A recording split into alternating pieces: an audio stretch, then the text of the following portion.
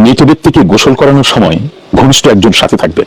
কখনোই মৃত ব্যক্তিকে গোসল করানোর জন্য অপরিচিত কিংবা পরিচিত কারো কাছেই একা ছেড়ে দেবেন না। মৃত ব্যক্তি যেই হোক তার পাশে একজন ঘনিষ্ঠ মানুষকে রাখুন। কখনোই মৃত ব্যক্তিকে একা ছেড়ে দেবেন না অন্য কারোর হাতে।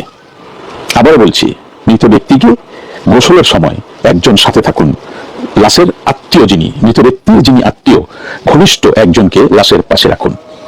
এক নজরও যেন সেই লাশ থেকে চোখ যেন না ফেরায় সেই ঘনিষ্ঠ জন যিনি লাশের পাশে থাকবেন। কারণ আজকাল ফেতনা ফ্যাসাদ বেড়ে গেছে।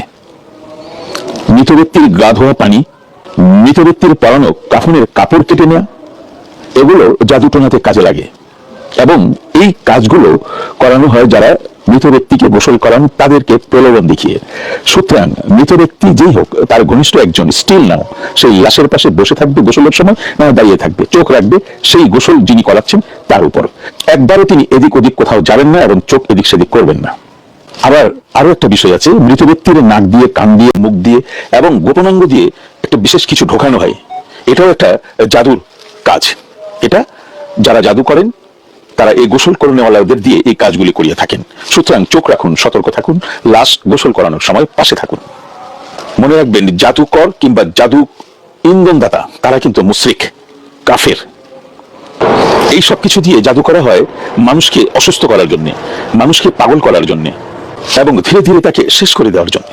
মনে রাখবেন, নাপাক রক্ত, নাজায়েজ পদার্থ, কুকুরের রক্ত, শুকুরের রক্ত, মৃত ব্যক্তির লাশ ধোয়ার পানি, মৃত ব্যক্তির কাফনের কাপড় থেকে কেটে নেয়া টুকরো কাপড়, মৃত ব্যক্তির চুল, নাবালক শিশুর রক্ত, কোরবানির পশুর রক্ত, এই সবগুলোই জাদু টোনার কাজে লাগে। এইসব ব্যবহার করে জাদু কার্যকর করা হয়। সুতরাং সাবধান, নিজে সতর্ক থাকুন, অন্যকে সতর্ক করুন। এই ভিডিওটা শেয়ার করে দিন, বেশি বেশি শেয়ার করে দিন, লাইক করেন এবং